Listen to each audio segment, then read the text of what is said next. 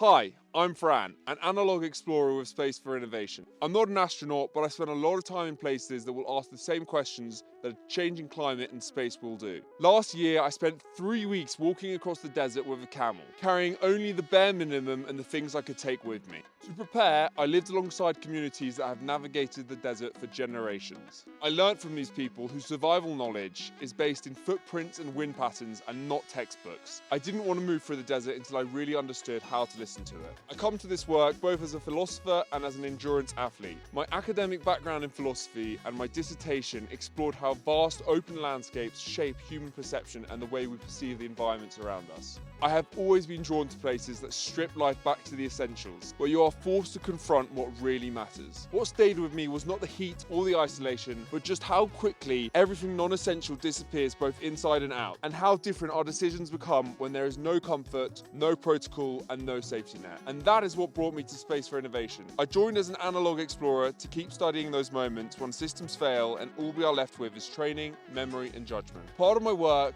now involves contributing to an indigenous-led governance approach designed for space missions and other extreme environments. It asks how responsibility is shared when there is no formal chain of command.